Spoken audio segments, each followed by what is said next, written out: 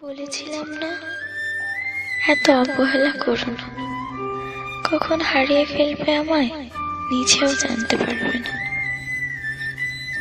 অনেক অপেক্ষা করেছে তোমার, কিন্তু তোমার অবহেলা কমেনি। ভালো থেকো।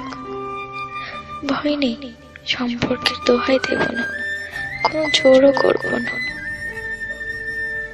ইচ্ছে হলে SMS দিও, না হলে না দিও। তবে আগের মতো হয়তো আমাকে আর পাবে না। সবকিছু বাদ দিয়ে তোমায় নিয়েই ভাবো। কিন্তু অবহেলার মাত্রা এত পরিমাণ হয়ে গেছে যে আমার অসীম ভালোবাসা হারিয়ে ফেললাম। ভালো থেকো। বেশি খারাপ লাগলেই চলে যেতে পারো, আটকে রাখবো না। অবশ্য এখন আমার থাকা আর না থাকাতে তোমার কিচ্ছু যায় আসে না। তবে মনে রেখো, আমার এই চেঞ্জের জন্য তুমিই দায়ী। একটা দিনে 24 ঘন্টা, তার মাঝে তুমি প্রতিদিন আমায় 4 ঘন্টাও যদি সময় দিতে, আমার কষ্ট লাগতো না।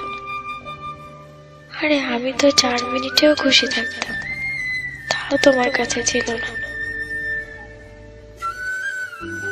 ভালোবাসার মানুষটির কাছে সব থেকে ভালো লাগার মুহূর্ত কি জানো?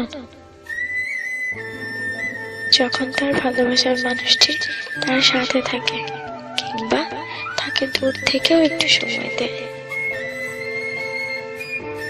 আমি হয়তো নিজেকে অনেকটা পরিবর্তন করেছিলাম শুধু তোমার ভালোবাসার দিকে তাকিয়ে, কিন্তু সেই ভালোবাসা যে এত তাড়াতাড়ি কমে যাবে বুঝতে পারিনি। ঘন্টার পর ঘন্টা SMS কিংবা কল দিতে বলি না, সপ্তাহে কিংবা মাসে একবার দেখাও করতে চাই না। শুধু চাই যখন তোমায় মনে পড়বে বুঝতে পারবো তুমি আছো। একটা কথা কি জানো, অবহেলার মাত্রাটা যখন বেড়ে যায় তখন ভালোবাসার ইচ্ছাটাও দিন দিন হারিয়ে যায়।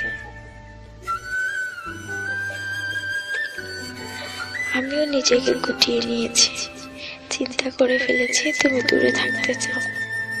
তবে আমি কেন জোর করব?